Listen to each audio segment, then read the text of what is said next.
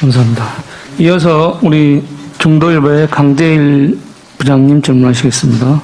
예, 후보님 안녕하십니까. 소개받은 중도일보의 강재일 부장이라고 합니다. 저는 지방분권 개헌에 대한 질문을 드리도록 하겠습니다. 갈수록 사회가 복잡하고 고도화되고 있습니다. 국민들의 니즈 충족을 위해서는 중앙집권적 사고보다는 지방분권 시스템을 정착시켜야 한다는 목소리가 높습니다. 그럼 어떻게 해야 될 것인가 문제가 생기는데요. 효율적이고 항구적인 지방분권 실현을 위해선 이에 대한 사항을 개헌안에 포함시켜야 된다는 의견이 높습니다. 양원제 도입, 연방제에 준하는 분권국가 등 지방분권 개헌에 대한 후보님의 생각을 듣고 싶습니다.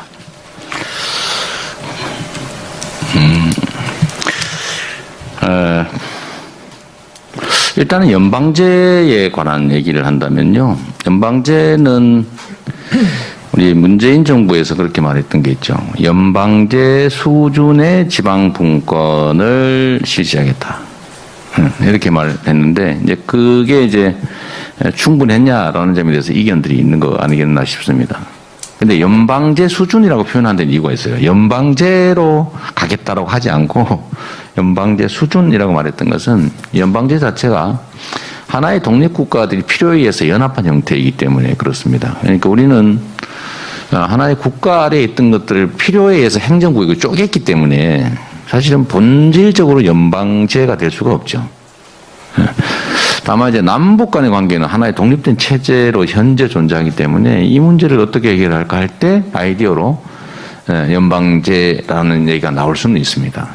그러나 우리 대한민국 내에서 지방정부를 연방제화 또는 그렇게 한다는 게 가능하겠냐. 그건 저는 좀 쉽지는 않을 거라고 보고요. 다만 그 말은 맞는 거다. 연방제 수준이라고 표현할 만큼 강력한 지방자치 분권이 필요하다라는 점은 저희가 동의하죠.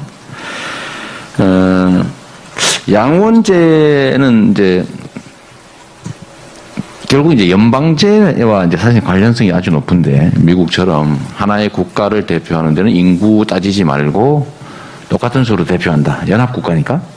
근데 우리 같은 경우는 제주도에서도 인구가 60만 밖에 안 되는데 제주도에서도 국회를 대표하는 양원제로 2명 뽑고 서울도 2명 뽑고 이게 가능하겠냐. 경기도 2명 뽑고. 네, 어쨌든 그런 좀 문제들이 좀 있는 것 같습니다. 물론 조정할 수도 있겠지만. 이건 논의할 여지가 상당히 많다. 양원제 문제는. 쉽게 어느 한쪽으로 결론 내기 쉽지 않은 의견인 것 같습니다.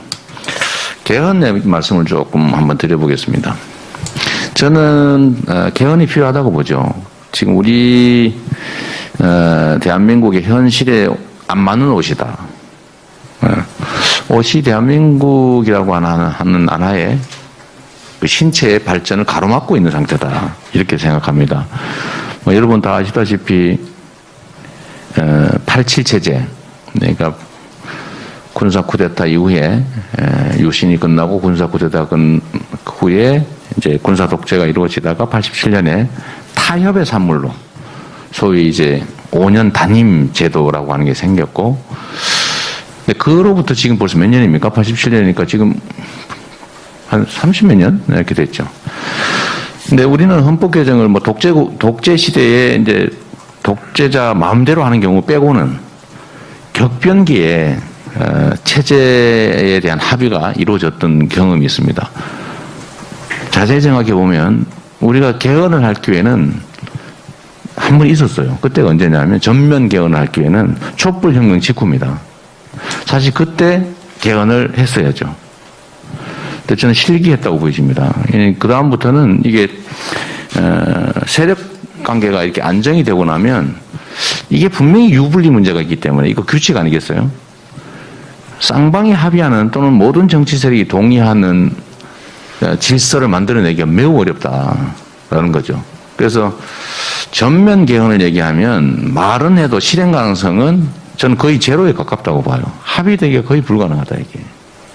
200석 동의를 받아서 국민들이 동의하는 200석 동의가 가능하겠냐. 형식적으로 200석을 넘겨서 동의했다고 하더라도 100석에 해당되는 정치 집단이 극렬하게 저항하면 과연 그거 할 수 있겠냐 그게.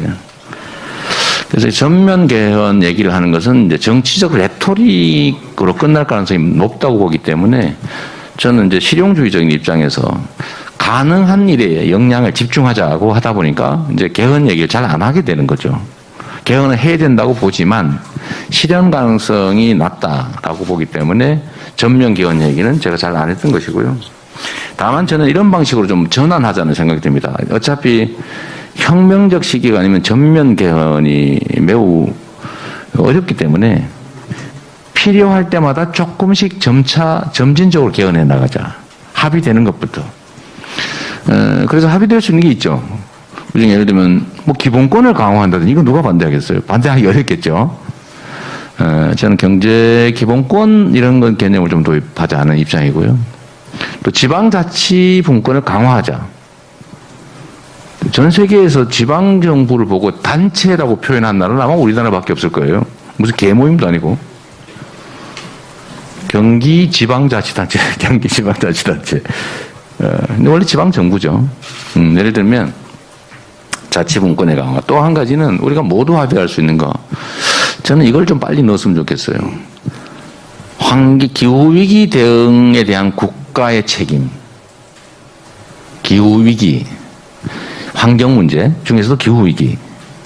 이게 지금 사실은 뭐 우리 언론인 여러분들 잘 아시겠지만 지금 정말로 심각한 상황이거든요.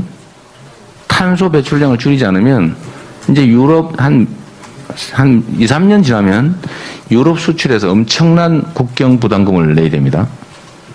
그거 어떻게 할 거예요?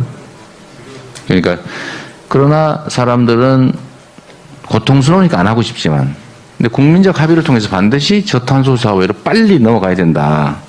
그러니까 이 환경 문제 이런 점들은 우리가 합의할 수 있기 때문에 또 해야 되기 때문에 그런 것들은 좀 헌법에 명시하다 하면 뭐 국민적인 인식이 확 바뀌겠죠.